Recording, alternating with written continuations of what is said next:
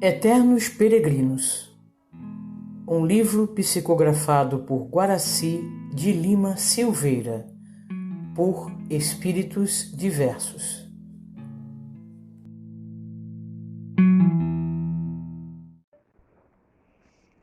Eternos Peregrinos, capítulo 10. O enterro de Maraína. Tia Maraína enfim morrera. Nossa, que alívio! Em todos os lugares daquela pequena cidade, as pessoas estavam muito felizes. Nunca um enterro foi tão comemorado.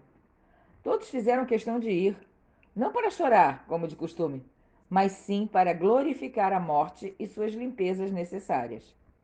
O velório foi regado a fino vinho e muitas comidas gostosas. Um banquete foi servido na porta da casa do cadáver às 11 horas da manhã e todos puderam comer e beber à vontade. Naquele dia, coincidentemente, passava por ali um caixeiro viajante. Ele vinha de uma tradição ferrenha quanto a assuntos de funerais. Na sua infância, os mortos eram enterrados ao som de carpideiras, bandas de música e suas marchas fúnebres. Coroas de flores, badalos tristes dos sinos da igreja e um choro de criança em algum canto que cortava o coração. Portanto, não entendia nada do que estava acontecendo. A princípio, achava que as normas daquela cidade eram aquelas mesmas, quando de repente lembrou-se de um outro funeral que houvera assistido ali tempos atrás, o funeral do Sr. Manuel Servino. Por não entender o que se passava e não podendo trabalhar pela falta de comerciantes compradores, achou por bem assentar num banco da praça e pensar. Analisava a morte. É, que presença era aquela? A quem ela representava? Seria Deus? Porém, o Deus que pregavam era diferente. Era amigo, pai, criador, protetor. Como de repente mandava para o fundo da terra um dos seus filhos amados? Sim, o nosso bom vendedor nunca havia parado para pensar na morte.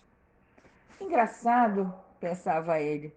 Todas as mortes que conheci trouxeram tristezas e essa aqui está trazendo alegria. Teve uma vontade enorme de ir à casa do velório e perguntar para aqueles beberrões e comilões o que se passava.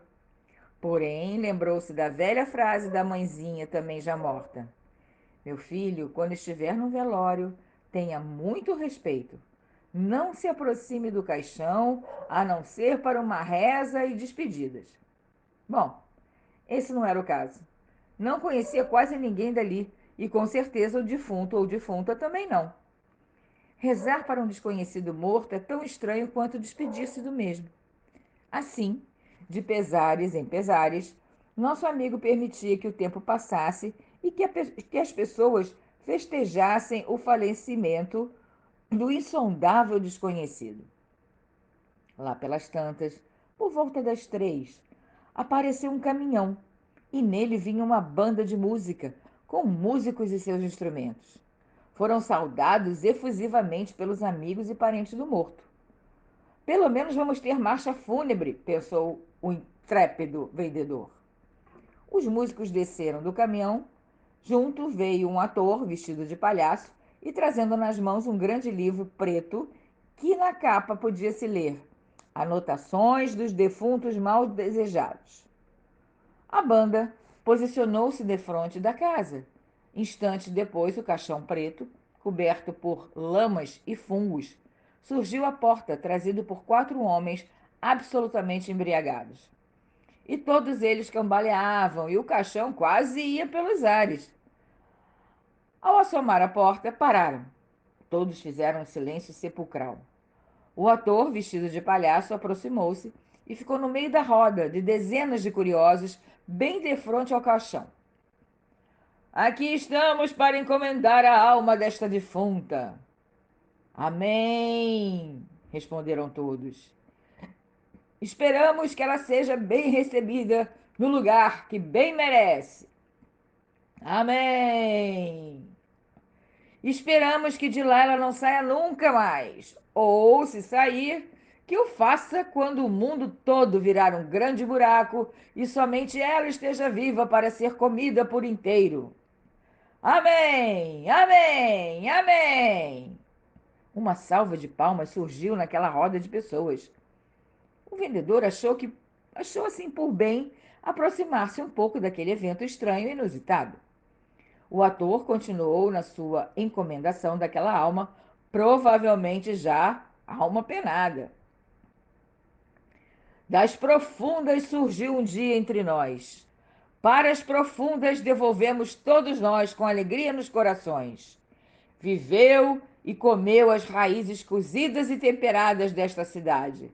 Agora vai comer outras raízes, só que cruas e barrentas, dos fundos dos abismos. Andou feito um cão sem dono, fedido e agorento. Agora vai apodrecer esticada, sem poder se mexer e sentindo no corpo o frio da morte. O ator falou por aproximadamente 1 hora, sob os olhares e ouvidos atentos de todos, que de vez em quando davam urras de alegria e aprovação. Enquanto isso, o vigário-geral tirava uma soneca em sua residência paroquial. Ainda teve tempo de rever os escritos do Sermão do Monte e se inundar daquelas luzes que dali emanam. Ao final da fala do ator, as pessoas fizeram fila de dois. O caixão ficou no meio e a banda de música posicionou-se atrás.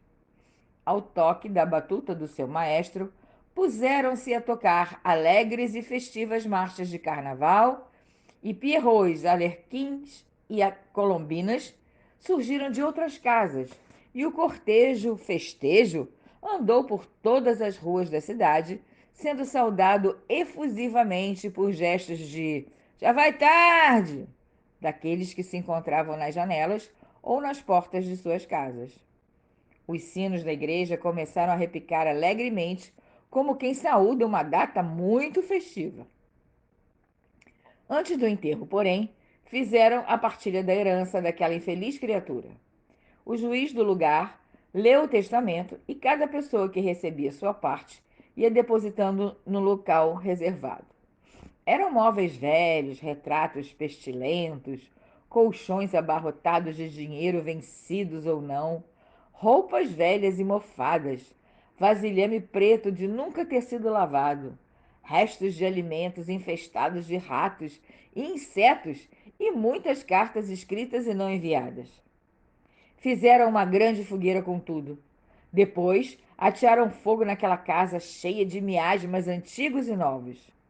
Enquanto as chamas crepitavam, o fogo purificador levava consigo os restos impuros daquela vivenda. Ao fim, colocaram no local uma placa impedindo que qualquer outra construção fosse ali erguida. O local entraria em repouso para as devidas recuperações por no mínimo uns 2 séculos. Na prefeitura, o prefeito recebia toneladas de e-mails, telegramas e mensagens fonadas que vinham de todas as partes do mundo, felicitando-o pela morte daquela cidadã indesejável. E lá se foi para o cemitério aquele estranho cortejo. À medida que passavam pelas ruas, todos os moradores engrossavam suas fileiras e dançavam e cantavam alegremente, e o caixão caía e rachava, e outros bêbados o pegavam, e tudo ficava cada vez mais estranho. A zombaria era infernal, premeditando para a defunta o seu próprio pouso. Tem mesmo alguém dentro desse caixão? Perguntou o nosso caixeiro viajante. Uma voz vinda de algum continente do além soltou uma gargalhada estridente em seu ouvido e respondeu: tem sim, ora se tem e como tem! E aqui estamos nós aflitos pela sua chegada. O nosso herói das observações levou um grande susto. E o cortejo se foi e sumiu além. O nosso caixeiro viajante, naquele dia, resolveu não vender nada, não oferecer nenhum gato por lebre, nenhum melado por mel, nenhuma bijuteria por joia. Reviu seu cardápio de mentiras, suas posturas de velha raposa, seu tilintar de ouro mal ganho, seus lenços de papel imitando seda, seus tecidos de chita imitando o veludo. Sentiu-se um bufão e galhofeiro sedento do nada que entorpece sentimentos, que obscurece verdades, que abre abismos enormes entre pessoas. Juntou seus velhos pertences na sua velha e sebenta mala de viagem e foi rever seus enganos. A lição havia sido muito clara. Cada um tem a morte que bem merece. Pequena reflexão. O supremo objetivo do homem na Terra é o da própria renovação. Aprender, refletir e melhorar-se pelo trabalho que dignifica. Eis a nossa finalidade, o sentido divino de nossa presença no mundo. Palavras de Martins Peralva, do livro Mediunidade e Evolução, FEB, 1992, capítulo 3.